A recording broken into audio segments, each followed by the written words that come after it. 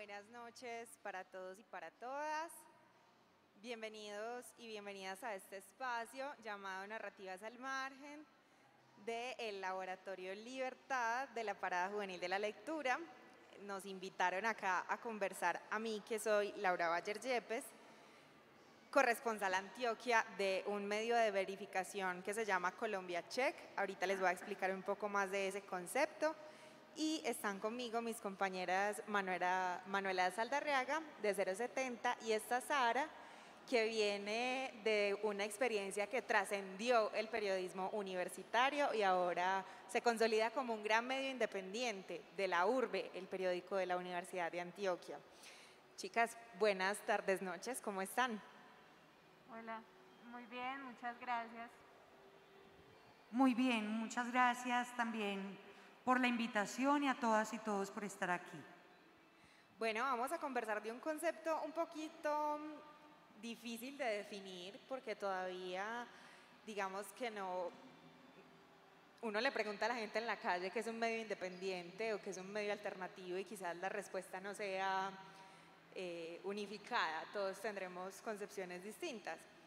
Pero yo quiero empezar diciendo que quizás no somos medios de recursos económicos altos y quizás tanto 070 como de la URBE y Colombia Check no nos conocen en todo el territorio nacional como si pueden conocer a RCN, a Caracol Radio, por ejemplo, o al periódico El Tiempo, y quizás el factor económico puede ser lo que mejor nos separa de estos medios grandes que acabo de mencionar, pero precisamente, chicas, quiero empezar esta conversación preguntándoles para ustedes qué es ser medio o periodista independiente. ¿Somos independientes de qué?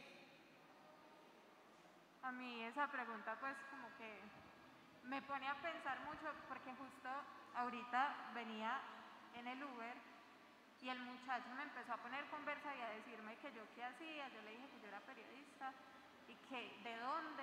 Yo le dije no, estoy en un medio independiente, se llama de la URBE, y me dijo como, ay, que es un medio independiente. Literal, fue súper charro, ya me está preparando para la charla. Entonces, yo como que no sabía específicamente cómo explicarle, pero yo pienso que desde la URBE lo que concebimos como periodismo independiente es ese tener la libertad de muchas cosas. O sea, nosotros no tenemos como la imposición de unas líneas editoriales ni de unas líneas temáticas. Creo que en ese sentido hay mucha libertad y siento que todo se construye a partir de un consenso. Entonces creo que para nosotros esa independencia es la libertad, es esa capacidad de que, pues como esto es un laboratorio de periodismo de la URBE, surge desde la Facultad de Comunicaciones de la Universidad de Antioquia. Entonces es una construcción entre estudiantes y profesores y creo que de ahí parte como esa independencia. Es como, un día a mí me dio ganas de hablar de música y propongo ese tema y puede que no haga parte de la agenda, pero está la libertad de hacerlo y no hay como una figura tiránica que me diga no, es que no puedes hablar de eso, o no, es que este tema no cabe aquí, sino que es eso, es ese consenso colectivo y la libertad de hablar de muchas cosas que a lo mejor en otros lugares no podríamos hacerlo. ¿Se entiende? ¿Sí se está escuchando? Porque también me puedo bajar el tapabocas. A mí me gusta, Laura, que hayas, digamos, anticipado una respuesta al tema de la independencia con el tema económico, porque sin duda a veces parece que lo que es independiente es como lo que no funciona como corporación, lo que en su jerarquía no tiende como a edificarse verticalmente. Entonces, a mí me gustaría decir que tal vez no haya una respuesta como independiente de qué o de quiénes, pero sí hay una cualidad y es la posibilidad de que alguien no piense por nosotros o por nosotras. Yo de hecho últimamente estoy haciendo un ejercicio como muy consciente de no nombrar el mundo en masculino. Me aterra mucho cuando todas las mujeres somos diciendo y uno y nosotros. hablando en ese plural masculino absurdo con el que crecimos. Pero retomando y sin esa divergencia, me parece que independiente es una cualidad de que nadie piense por ti y en consecuencia aquello que pienses lo puedas pensar sin inhibición, llevarlo a cabo, enunciarlo, darle un lugar, nombrarlo, que yo creo que es a veces donde, o sea, donde no hay ese espacio, esa grieta es en lo que no parece independiente. Me gustaría pues como responder esa pregunta así. Bueno, desde que yo trabajo en verificación de periodismo de verificación de datos, así se podría traducir como el fact-checking que se hace en Colombia Check, que básicamente es una metodología en la que buscamos no hacer notas como propuestas desde la investigación periodística del inicio, sino por el contrario, tomar información existente y verificar si es verdad o si es falsa, y también verificar cuánta veracidad hay en el discurso público de los gobernantes. Básicamente, pues como son esas dos esferas de las que se ocupa el fact-checking, y es una metodología muy importante actualmente porque vivimos en la era de las cadenas de las tías de WhatsApp, donde siempre se va a acabar el mundo, siempre están tumbando árboles en la Amazonía, siempre las vacunas tienen chips de Bill Gates implantados y hay muchísima desinformación que circula muy fácilmente y de manera viral en las redes sociales.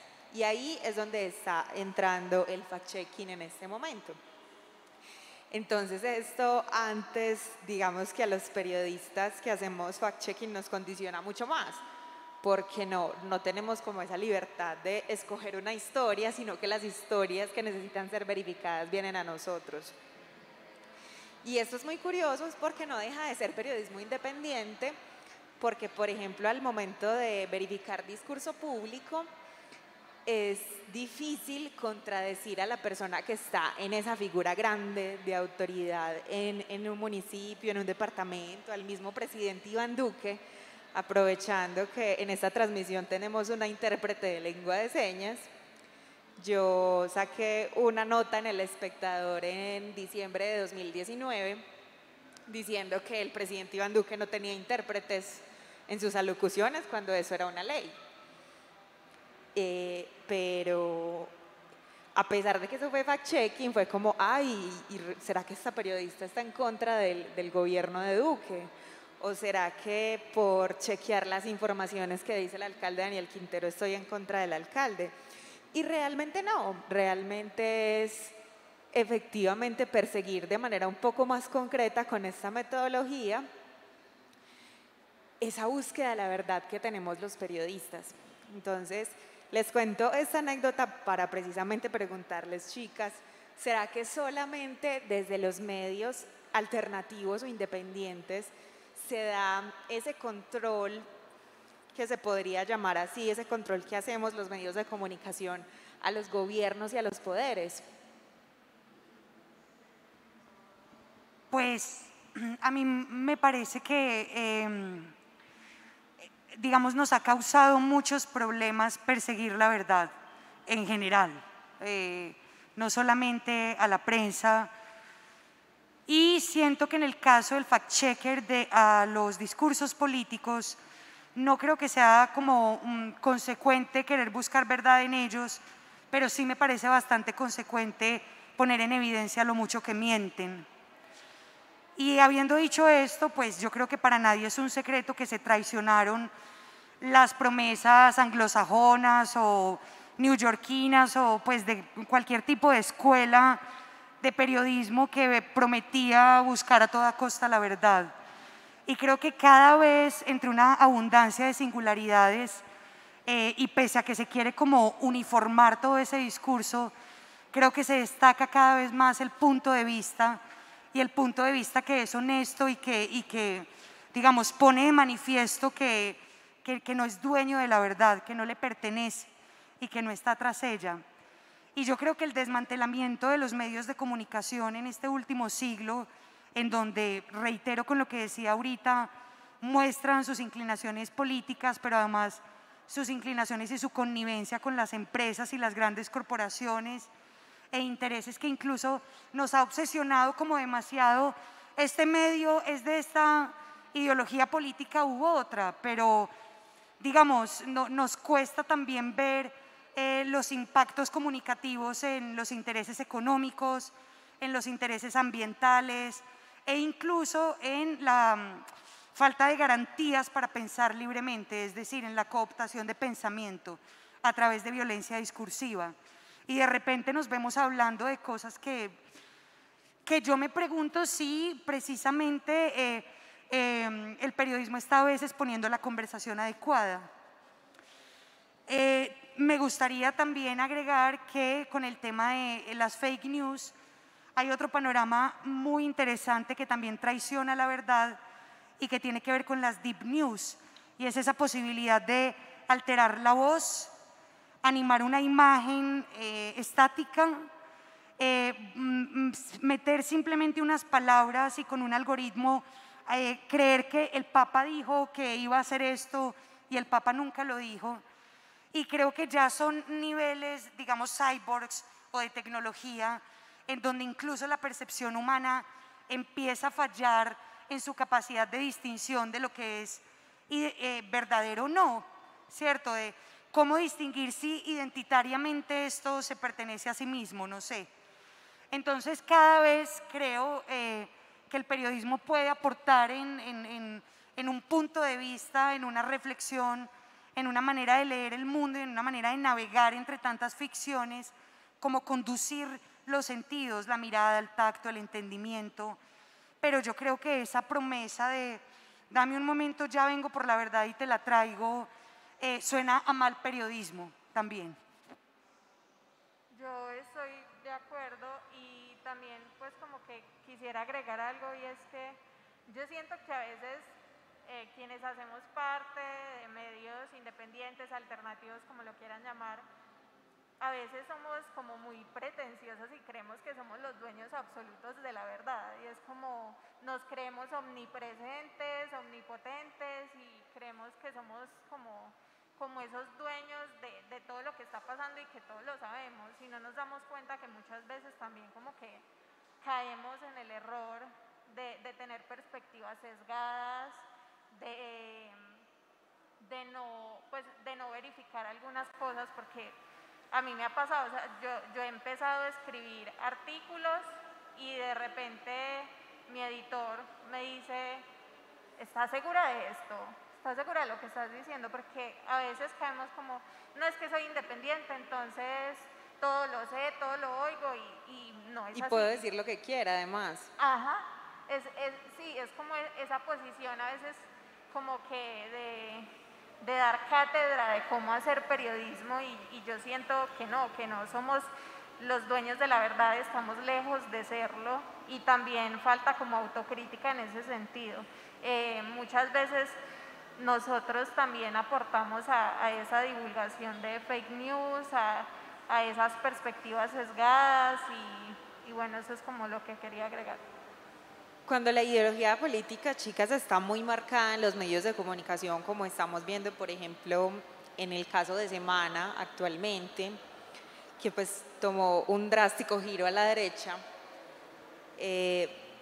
pues periodistas que todo el tiempo fueron relacionados con un medio como Semana, como María Jimena Duzán, como Daniel Samper, pues eligieron irse, ¿cierto? Esto lo cuento como un poco de contexto, sobre todo para quienes nos escuchan y no sabían. Pero mi pregunta es, hablando precisamente, retomando estos sesgos que decía Sara,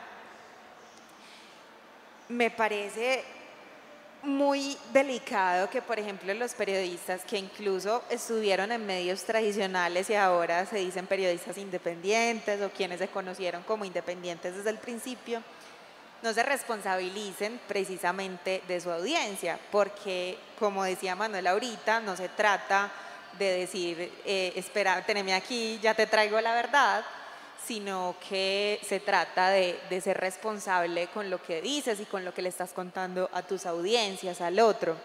Entonces yo quiero que hablemos un poquito, chicas, también porque Manuela me da pie para esto con su deconstrucción del nosotros y del todos, del caso que vimos en redes sociales, específicamente en Twitter, con la nueva presidenta del Senado,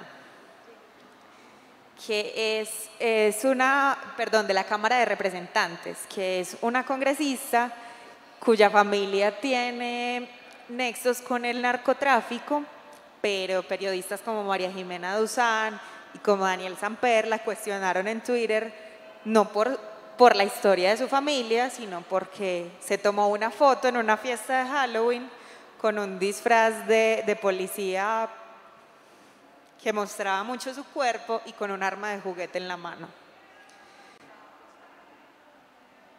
¿Qué hacemos aquí?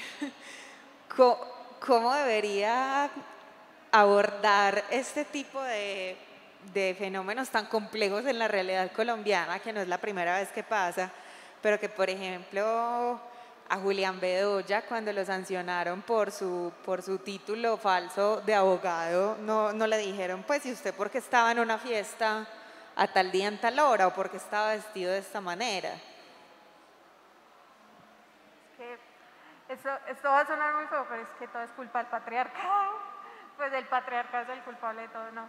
Pues a mí es que es muy complejo porque a las mujeres siempre nos miden como con una vara distinta y yo creo que falta mucha perspectiva de género en el periodismo. Siento que eso es algo que incluso falta también en los medios alternativos y es como que muchas veces juzgamos los temas sin poner como una perspectiva de género en lo que está pasando y eso lleva a que pasen estas cosas, pues como este tipo de cuestionamientos, lo que vos decías, como ¿por qué no le están cuestionando lo que realmente debería ser cuestionable? Como que nos desviamos precisamente por no tener como esa perspectiva de género. Sí, y yo creo también que como que somos incapaces de un como multitasking activista. Es como que yo no sé qué nos pasa, que por defender una lucha se nos olvidan 100, ¿cierto? Y nos pasa con todo, es como, listo, vamos a tumbar el sistema, necesitamos 70 toneladas de plástico, que es como, y es una vaina muy frecuente. Y a propósito que hablabas también y que mencionabas a estos periodistas, a veces incluso me preocupa que nos entrenamos es como el que mejor haga la pregunta hoy domingo sobre narcotráfico se lleva un premio, 5.000 likes, una cosa como de gamificación. Y a veces hasta se nos olvida que estamos hablando de muertos y que estamos hablando de masacres y que estamos hablando de nuestra propia miseria. Entonces sí, esa incapacidad que tenemos a veces como para ser poliédricos en nuestra capacidad de comprensión, de impacto, de detonancia, lo que quiera que sea, no sé, pasa en TNT, como pasa en la vida real y en TNT, porque le pasa a uno en su cotidianidad intentando llevar a cabo un montón de luchas personales. Emprende no sé, alguna cuestión íntima de feminismo y de repente dice, pues me estoy olvidando de esto otro, o me estoy, no sé, olvidando de la revolución del afecto y del cuidado y otro montón de cosas, o de la economía del cuidado por cuidarme emocionalmente. Entonces, a veces esa posibilidad de hacer, pero prescindir de su, mejor dicho, todo tiene una sombra, y la sombra siempre pues sí, es como la que nos atiende a la vuelta de la esquina. Pero me parece algo supremamente valioso. Ahora, a mí sí me parece que hay un asunto también que no solamente es transversal por el género, sino por la clase, la raza, el sexo. Y cuando digo clase me pregunto, ¿por qué cuando todo el país supo que la vicepresidenta también tenía nexos familiares con el narcotráfico, no había? Es cierto, y ahí me lo pregunto, es como si este país maltratara distinto según su clase social, su raza, su sexo, y sí, su necropolítica nos lo dice, porque hay muertos de varias categorías, y así creo que se da también en escenarios periodísticos, sin duda, sin duda. O sea, de hecho, me acuerdo las preguntas que le hacía César, este periodista deportivo, a Caterina Ibargüen, recién fue campeona, lo vimos todos y vimos todos como la cámara bajó de arriba abajo, ¿cierto? Eso no hay necesidad de hacerlo con Egan Bernal, pues. O sea, yéndonos más cerquita, las preguntas que los medios le han hecho, por ejemplo, a Susana Boreal. O sea, como, ay, ¿cuántos seguidores subiste en Twitter por el concierto? ¿Cómo te veías de linda? La cara linda de la protesta. Y ahí es que uno se pregunta como, ¿qué están haciendo los medios? O sea, ¿cuál es esa perspectiva que están teniendo y cómo están haciendo esas preguntas? Porque es que yo me impresionaba demasiado con eso. Es como... Y hay gente que se presume feminista, que inmediatamente la cosifica como, sí, claro, y lo que pasa siempre además, sería ideal si hicieras tu lucha, pero además estéticamente no fueras agradable para nosotros, porque si lo eres, nos la dejas demasiado difícil. Y es como, no, absurdo, que incapacidad de multitasking, de reflexionar, incluyéndolo todo, de la reflexión poliédrica ya. No, Manu, y esto también se debe a que somos todos educados en una era terriblemente productiva, quizás esclava del capital, por poner un término muy socialista, y donde todo el tiempo todos los que somos periodistas vamos a 1000. Entonces, muchas veces no tenemos ese tiempo para reflexionar y cuando ya lo tenemos, muchos no eligen usarlo. Por otro lado, con esta gran dificultad que me genera escucharlas con tapabocas, se me ocurrió preguntarles a ustedes qué opinan de este asunto de que todas las personas tienen derecho a escuchar dos caras de la moneda en las notas periodísticas, como esta visión binaria de la realidad de que siempre hay dos versiones y entonces a veces nos ponemos como muy absolutistas diciendo, bueno, la fuente alternativa, la fuente oficial, quizás la víctima y el victimario, y caemos en un juego de dualidades que lo traigo a colación porque pasa mucho con las vacunas. Es como que hay, listo, sí, las vacunas son súper efectivas, pero resulta que yo quiero saber precisamente cuál es ese 0.00001% donde fallan para tener las dos visiones de la realidad. Y eso es delicado. Bueno, que es que primero a mí eso de la división binaria me parece absurdo, pues es como súper anticuado, es como, pues es que no existen dos caras de la moneda, es que es una infinidad de aristas las que hay y que siento que dependiendo del tema, el tema es el que te va diciendo qué fuentes necesitas y no necesariamente es como que voy a coger y que, bueno, y que no siempre son como contradictorias esas partes, a veces necesitamos varias partes, pero no es que sean como, no es que sea una confrontación. Entonces, yo siento que eso lo dice mucho el tema. Yo no voy a coger dos fuentes porque sí, solo porque esté hablando un tema, o no voy a coger, bueno, es que voy a hablar con el gobierno solo porque el gobierno es la contraparte de esta historia.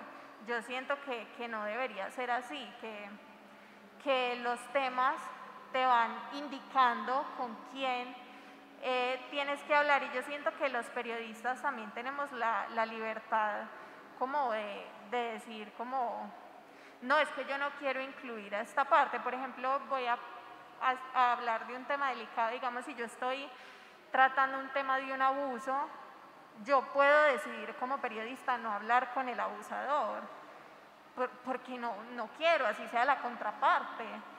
Entonces eso de la división binaria me parece como un poquito absurdo porque no siempre tienen que haber una confrontación entre voces para que un artículo tenga rigurosidad periodística.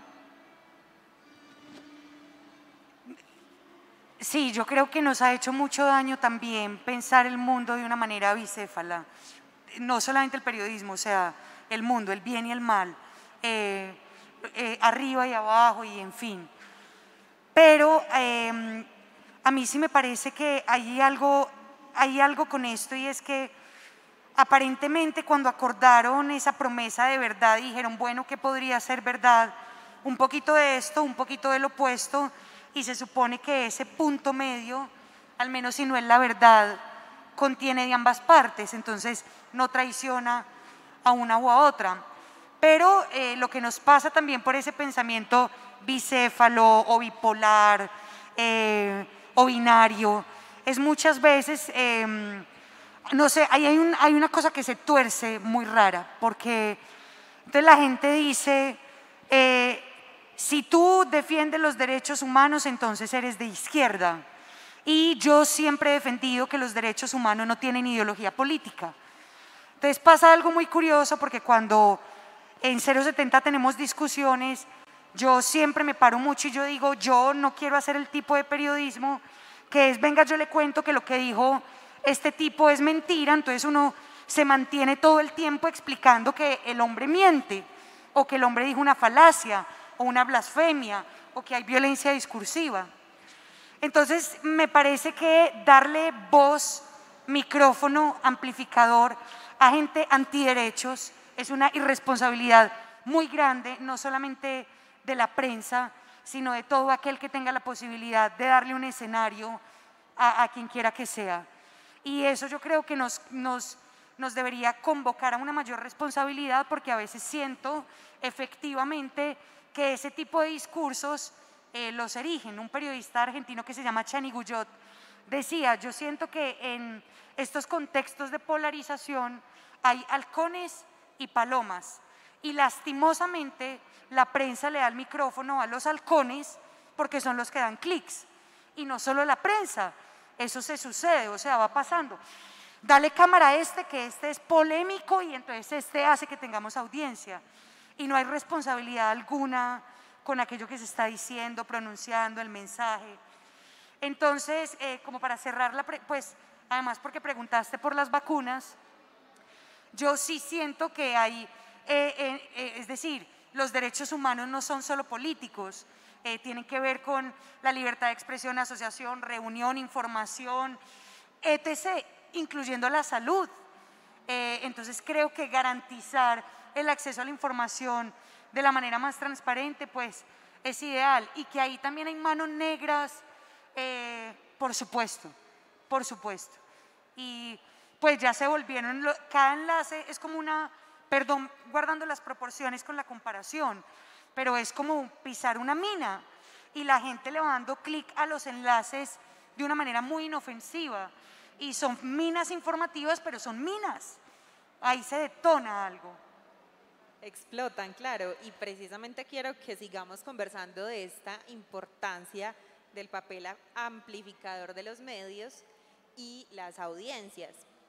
Es difícil para nosotros, los medios independientes, no ser considerados, por ejemplo, como medios de nicho, como para un público específico, y entonces los que escuchan 070 Podcast son solamente los que viven en Chapinero, o los que leen de la urbe son solamente los centros culturales que reciben el periódico y la gente de la universidad, o los que leen Colombia Check son solamente otros periodistas de otras redacciones para ver qué ponen en la nota. ¿Cómo hacemos, chicas, para que precisamente las demás personas, o al menos ese público ideal al que queramos llegar, nos conozca? ¿Dónde estamos los medios alternativos? ¿Dónde nos movemos? ¿Cómo hacemos para comunicarnos con nuestras audiencias?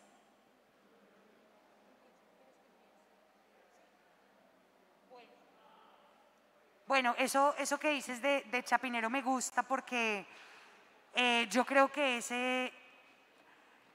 es un tema que me gusta mucho, porque incluso cuando hay una movilización social, una masacre en Llano Verde, en fin, la gente dice, ¿dónde están los medios? ¿Dónde están los medios? Y yo siempre digo, como no se han dado cuenta que en este país matan a los periodistas, en las regiones los matan los políticos, los mata la fuerza pública, los matan grupos al margen no organizados, en fin, todo tipo de facciones. Y eso pues por supuesto genera que mucha gente en la región no quiera activar medios comunitarios, y no por ello no hay que decir que los procesos comunitarios más sólidos y más valiosos se dan en el origen, o sea, se dan a través de la palabra, la conversación entre la gente, sin duda. Entonces yo creo que a veces no es tanto que esos ejercicios no se estén dando, sino que siento que los inhiben, les ponen un bozal muy grande. A mí a veces me impresiona porque la gente dice, es que no cuentan, y yo consulto, estás buscando prensa de los Llanos Orientales, estás buscando prensa de Guainía, ¿te interesa? Lo haces, porque además en el periodismo hay una endogamia tenaz. La prensa se lee entre periodistas, el resto está leyendo titulares, y yo siempre lo digo, no, es que tú deberías escribir más cortico, 4 parrafitos, cada uno de 5 líneas. No, es que uno no escribe para gente que no lee, así como el que hace música no hace música para la gente que no escucha música, y así sucesivamente. Entonces, claro, también pasa muchas veces que la gente dice, no me gustan los medios corporativos, no me gustan los medios tradicionales, pero son su fuente de información. Entonces tú preguntabas cuál es nuestra relación con la audiencia.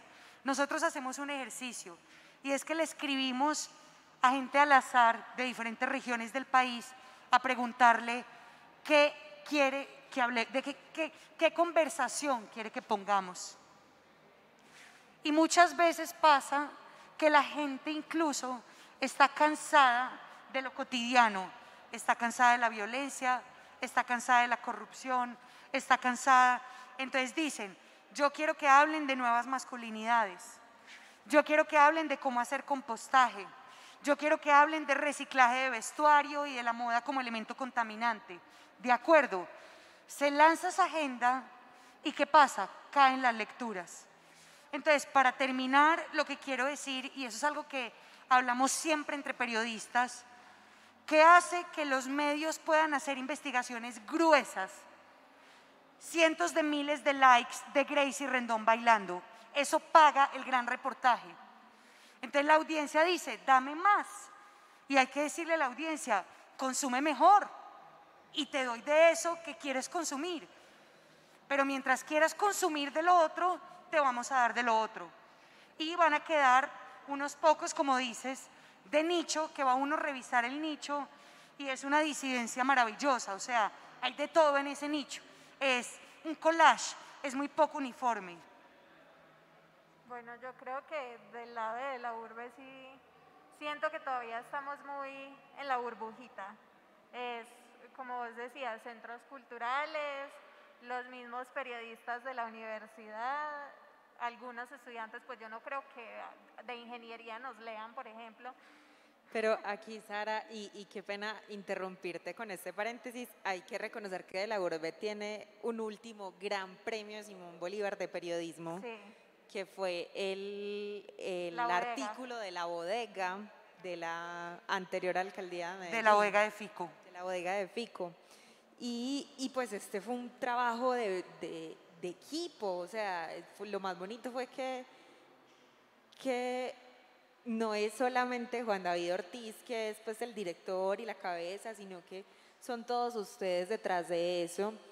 Y a mí me parece muy triste que Manu mencione lo de la endogamia, porque precisamente ese hito lo conocemos nosotros, los periodistas. Total. Pero cuánta gente, por ejemplo, no se podrá dar cuenta de muchas cosas que han pasado en su ciudad leyendo medios alternativos. Pero quise interrumpirte porque es imposible no hacer ese reconocimiento. Continúa, porfa. Sí, no, pues que igual yo siento que de alguna manera la forma en que de la urbe llega a las audiencias, así como, repito, siga siendo muy de nicho, es que como es un medio para los estudiantes de la universidad, para las estudiantes, creo que hay una variedad temática hasta absurda, o sea, es como, están desde los que les encanta el periodismo deportivo hasta los que como a mí nos encanta el periodismo cultural, o los que quieren hablar de política, de medio ambiente, de lo que sea. Entonces creo que esa heterogeneidad permite que como que haya alcance a muchos pequeños nichos, o sea, a los que les gustan los deportes leen sobre deportes, y los estudiantes también se encargan mucho como de hacer eso, del trabajo de difusión. O sea, uno ve muchachos y muchachas de primer, segundo semestre que publican su primer artículo o hacen un podcast para De la Urbe, y uno ve que lo comparten y hasta tienen más lecturas y más visitas que uno, porque se lo comparten a la familia, a los tíos, a los amigos, y uno es como, ay, que estoy haciendo mal. El concepto de family and friends. Sí, entonces creo que eso ha ayudado pues como a que De la Urbe esté presente en varios lugares, aunque creo que todavía nos falta, y en general a los medios independientes pues como que nos falta salir de esa burbujita, romperla, porque igual es un círculo muy pequeño. Entre nosotros nos leemos, nos conocemos, pero uno sale, pues uno le dice a mi mamá, mamá, ¿usted sabe qué es 070? Y mi mamá se queda, pues, ¿qué es eso? ¿Qué es Colombia Check? No sé. Entonces falta, pues incluso mi familia. Yo digo, mi familia me pregunta, ¿usted en qué trabaja? Y yo, en De la Urbe. ¿Y qué es eso? ¿Eso con qué se come? Pues, y eso sí es un usted que es periodista, ¿por qué no está presentando en televisión? Total, es como, y eso sí es de verdad, pues. Entonces falta, pero ahí vamos. Este evento es especialmente dedicado para la mamá de Manuela, para la mamá de Sara y para mi mamá, que estamos triunfando. Y pues respecto a eso, chicas, sí quería comentarles como que parece que el futuro de los medios de comunicación y la relación con sus audiencias está mucho más encaminado, a esas estrategias tradicionales que fueron durante mucho tiempo de la publicidad, del voz a voz y del relacionamiento muy cara a cara con los públicos, porque por lo menos en Colombia Check, uno de los canales más directos con la audiencia es WhatsApp, porque las personas que leen Colombia Check y que les interesa desmentir o verificar noticias falsas, le preguntan a Colcheck vía WhatsApp, hey, verifícame esta. Es como, me mandó mi tía esta cadena de WhatsApp y yo quiero que ustedes la verifiquen. O escuché a un político de mi pueblo decir esto y quiero que ustedes me digan si es verdad o no. Y eso es muy interesante porque vemos que las redes sociales, parece pues una frase de cajón, pero las redes sociales en los últimos años han cobrado mucha importancia porque ya pasaron trascendieron esa esfera del entretenimiento, también la esfera de la simple información, también la esfera de las comunicaciones personales, para convertirse casi que en una extensión nuestra. O sea, casi que la partecita de la vida virtual que cada uno y cada una tiene en redes sociales es cada uno y cada una.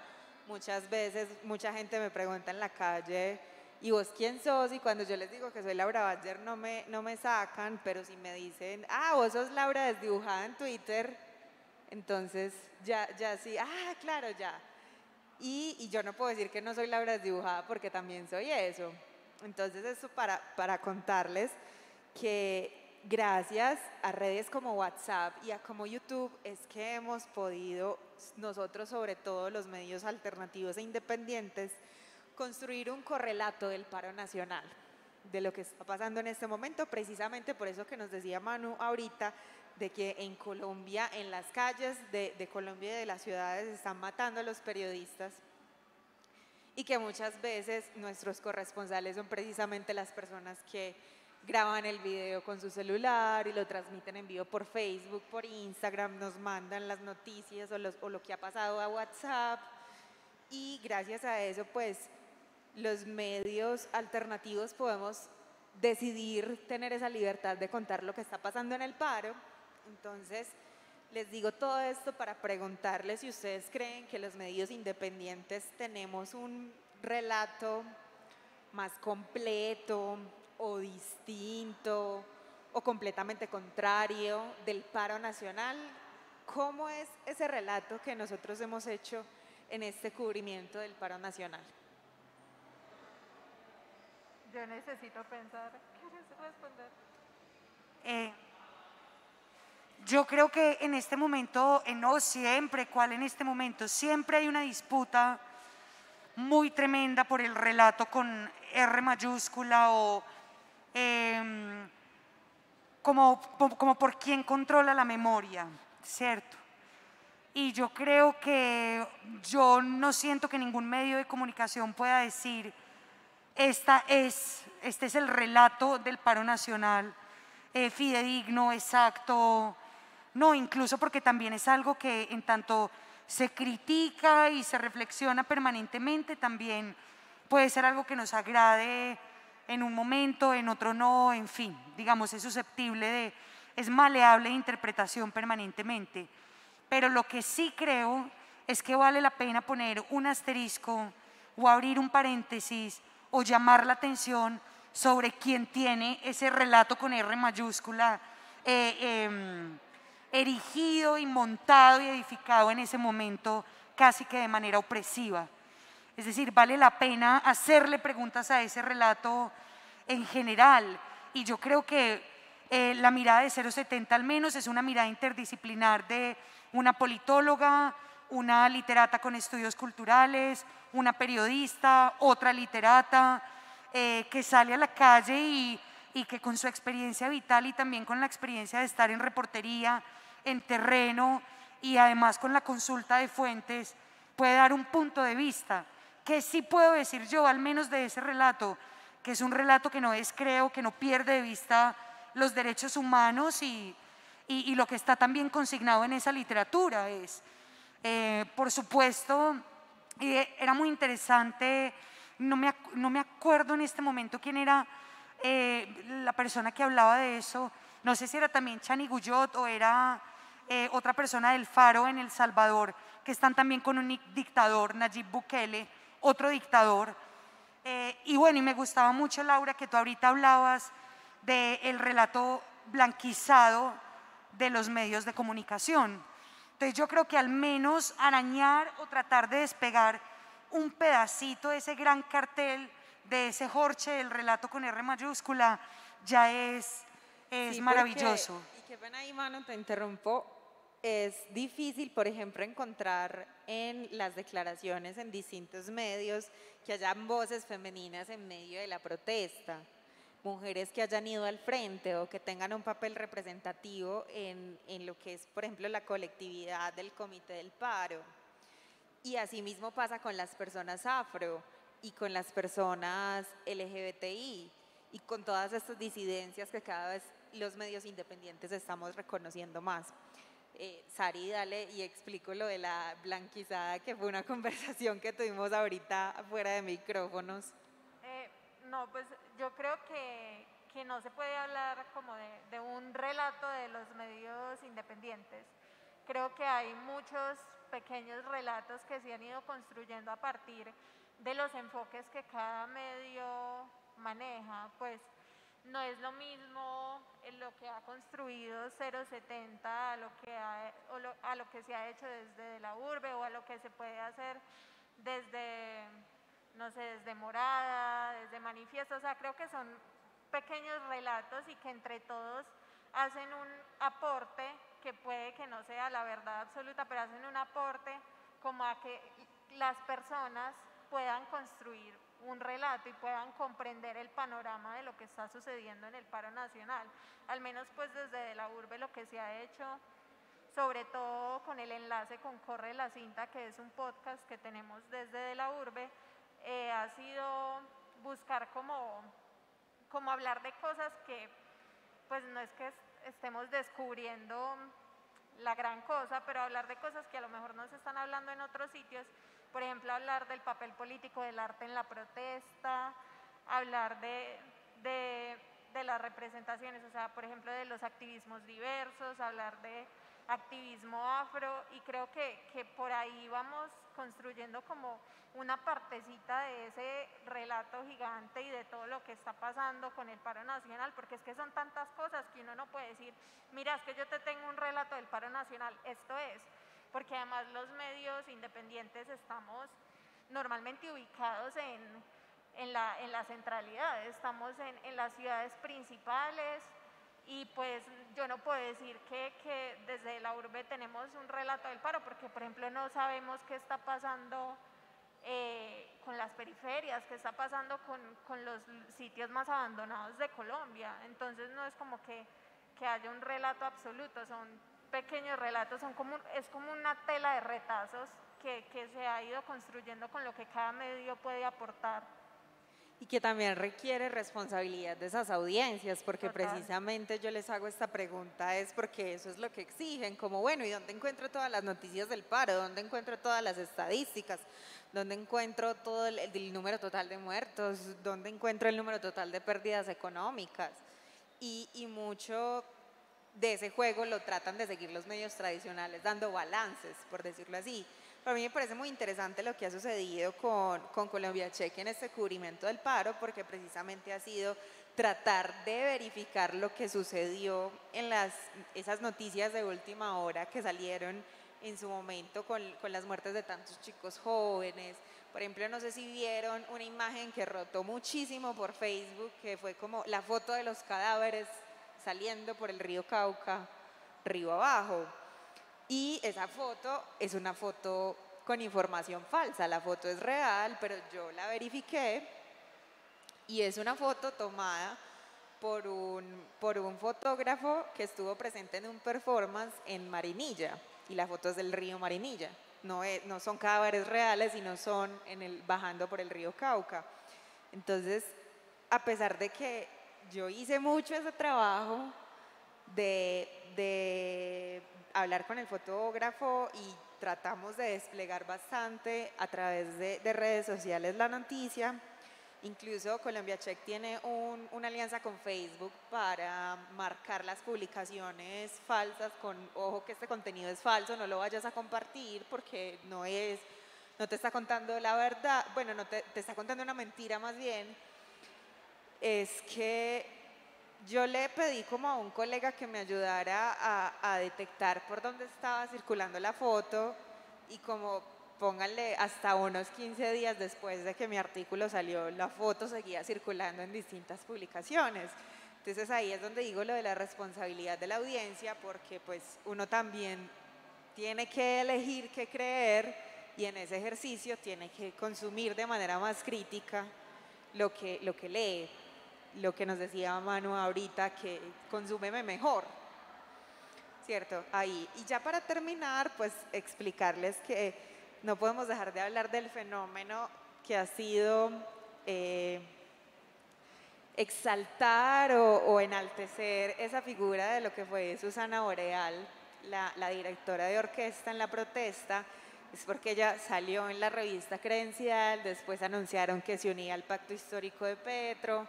Entonces ha sido como una figura muy visible, femenina además, artista además del paro nacional, pero quizás hay muchas cosas que han pasado con ella en los medios de comunicación que valen la pena analizar.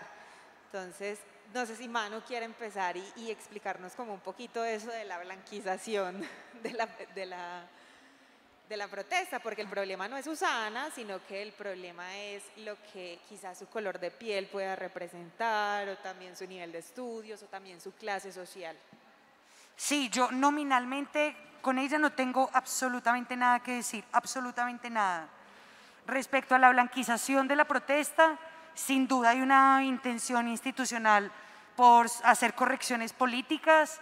Creo que sucede dentro del mismo movimiento de protesta, cuando la gente se cuestiona si vienen bien ciertas arengas, ¿cierto? Si no están siendo discriminatorias, si no, por ejemplo, excluyen de tajo el hecho de que muchos hombres que acceden a la fuerza pública lo hacen porque no tienen otro tipo de oportunidades, por ejemplo.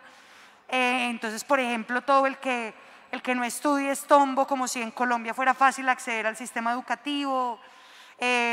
Marrano, que es un comentario tremendamente homofóbico, y deberíamos ser capaces de trascender ahí, pero nos encanta nuestra capacidad de interpretación política, como que llega hasta el reino animal, no entiendo por qué.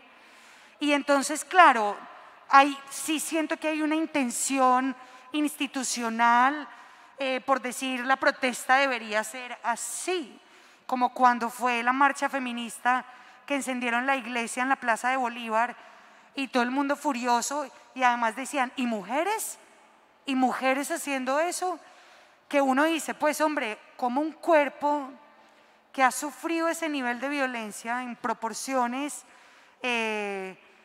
¿cómo decirlo? O sea, que incluso es un cuerpo que sangra como por todos lados, que le toca sangrar por todos lados. ¿Cómo decirle a ese cuerpo tan desangrado cómo tiene que expresarse? No, usted quédese quieto, derrámese hasta que se vacíe. Entonces creo que sí, sin duda existe esa pregunta por cómo tramitar la rabia, mientras hay una fuerza institucional muy interesada en cooptar la movilización, pero no es de ahora. Creo que la publicidad nos ha demostrado que las causas del activismo le son supremamente rentables, y creo que a veces la institucionalidad, que se comporta de una manera capitalista muy parecida a una empresa publicitaria, pues dice, bueno, muy bien, hagámoslo, metamos a una persona trans, metamos a una persona afro, metamos a una mujer y tenemos la cuota de diversidad en nuestra charla. Y creo que eso sin duda es una reflexión vigente y pertinente y que necesita de nuestra autocrítica. Bueno, yo tengo por decir que alguien me dijo alguna vez una frase que se me quedó pegada en la cabeza y no se me va a olvidar nunca, y es que los periodistas somos como mosquitos que se le acercan al bombillo que más alumbra. Y yo siento que eso ha pasado con el tema de Susana. Siento que sobre todo los medios tradicionales tomaron la decisión de no trascender, y pues me parece absurdo que de todo lo que ella podía aportar al debate sobre el gremio artístico, sobre la posición de los músicos académicos, que además ha sido un gremio que está en unas condiciones deplorables en este momento y que ha tenido muy poca participación política y muy poca participación de las movilizaciones sociales a lo largo del tiempo, y los medios tradicionales se decidieron quedar con preguntas como, ay, es que subiste 12.000 seguidores en Twitter en un día, o ay, es que eres muy linda. Y yo leía las crónicas, pues leí una crónica que salió en el que hubo, y decía como, la cara más bonita de la protesta, y o sea, es que yo leía unos titulares absurdos, yo veía como, el arte llega para amenizar la protesta, todo eso, y yo digo, pues los medios se quedaron con la parte más superficial, o sea, es que eso no era lo importante de esa acción del 5 de mayo, y lo que ha pasado desde entonces es que se volcaron sobre esa figura superficial, y me parece muy triste porque siento que ahí hay muchas cosas por escarbar, que el gremio es un gremio que tiene muchas cosas por decir y que debería ser escuchado, y las preguntas que se deberían estar haciendo desde los medios deberían ser distintas. Me atrevo a hacer algo acá, aunque no sé si está permitido, y es si puedo pasar el micrófono por si alguno del público tiene preguntas. Si alguno de los que nos acompañan tienen alguna pregunta por hacer.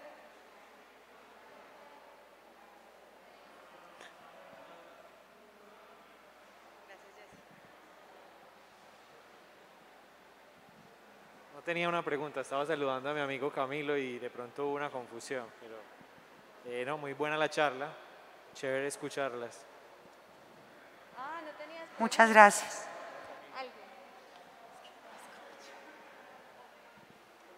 Hola, buenas.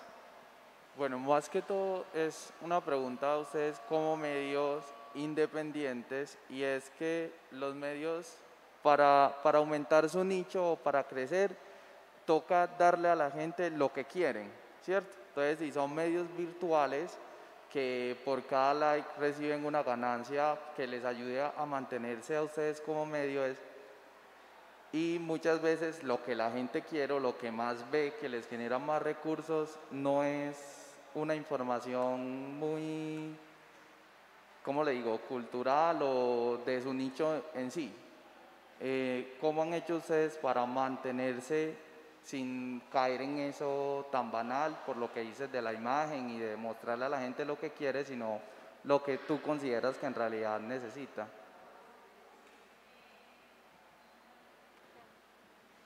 Pues yo creo que es que al menos desde la urbe nunca hemos tenido como ese afán por crecer, pues como que los contenidos que hemos hecho durante el paro nacional al menos han sido contenidos que hemos hecho porque quisimos, o sea, nos entró la curiosidad de hablar sobre tal cosa, listo, lo vamos a hacer.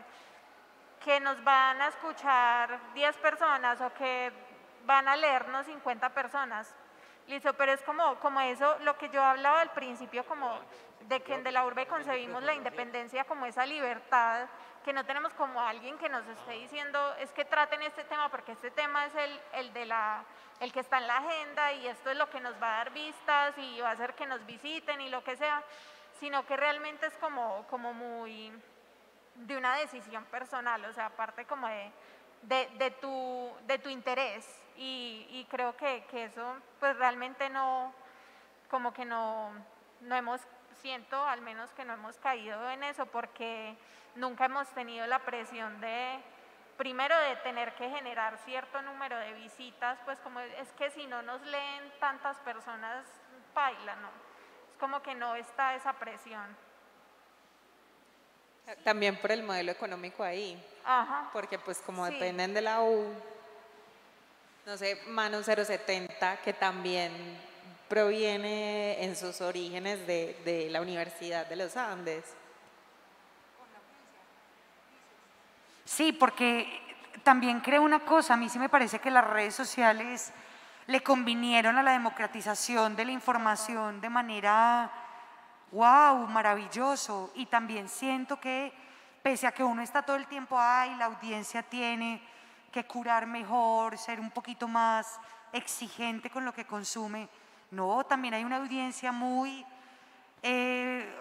pues maravillosa, completamente, es decir, gente que no solo está retroalimentando la información que recibe, sino que es capaz de identificar cuando le enviaron un señuelo con un título y se mete y encuentra que el contenido es vacuo, muñeco inflable, se sale y eso para un medio es un suicidio, pues finalmente si no entrega contenido de calidad no tendrá como muchas visitas. Pero también creo que hoy por hoy se está apelando mucho a la emoción para aumentar la audiencia. Y eso ha pasado con los medios alternativos también, han tenido un crecimiento exponencial muchos por eso, por apelar a la emoción. Y de acuerdo, y tanto que creo que incluso Lauris puede decir en Colombia Check, se anticipan tanto a la emoción y a la información que la mandan de una y es información falsa. Indignante estos cadáveres en el río. Exacto, hay una noticia que yo me pillé en estos días que está circulando desde más o menos 2011, de que están talando árboles, una petrolera en el Amazonas y Vice, si no estoy mal, Vice o Pacifista, no estoy segura de cuál, pero la desmintieron en 2016 y está circulando hoy en 2021, entonces uno dice, bueno, pero yo también creo que ese asunto de darle a la audiencia lo que quiere es un mito.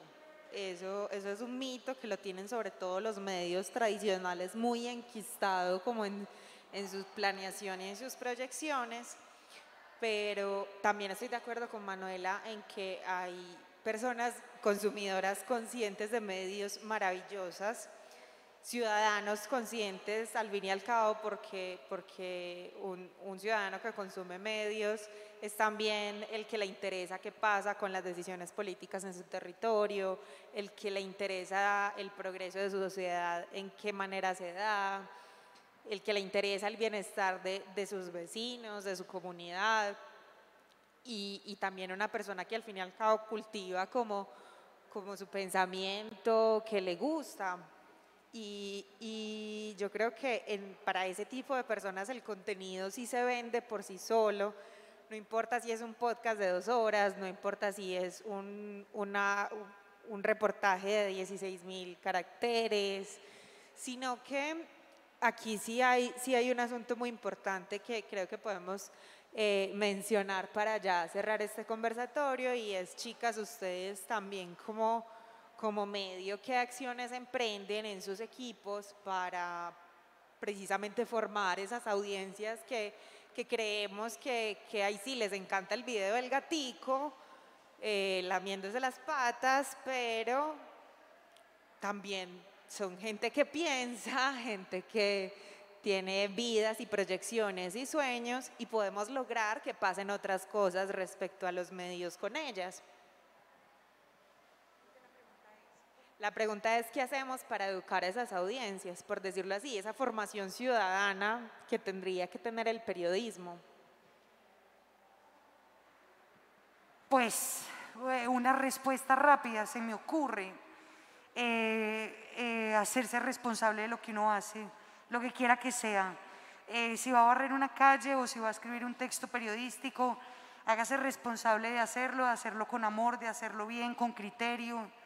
Y yo creo que poco a poco se puede establecer una conversación, si no honesta, pues al menos como, no sé, es que tampoco me parece que sea pertinente muchas veces, pero yo creo que sí hay cada vez una necesidad de que la gente se haga enteramente responsable de lo que dice, de lo que hace, y que piense en cómo eso impacta a los demás, si positiva o negativamente. Con esto quiero decir, procuro hacer de una manera responsable mi trabajo y respetuosa con quien en últimas va a leer, así sea una sola persona. Nosotros tenemos un lector que se llama David, es un hombre que tiene como 60 y pico de años, y es un hombre que vive en una finquita, curiosamente, y nos comenta todos los artículos. Yo a veces me siento y digo, si esto lo va a escribir solo para que David lo lea, lo hago con mucho respeto y como un interlocutor legítimo que merece pues como todo mi amor en aquello en que me embarco. Parece una respuesta romántica, pero es sencilla, la verdad. Pues aquí te la traigo. Yo digo, el diálogo y la interacción constante con las audiencias.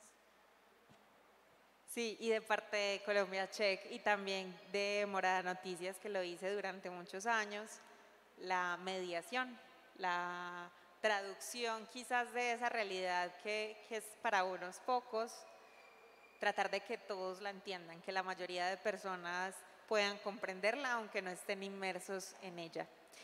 Gracias, Manuela, gracias, Sara, gracias a Eventos del Libro. Muchas gracias. Por invitarnos a conversar.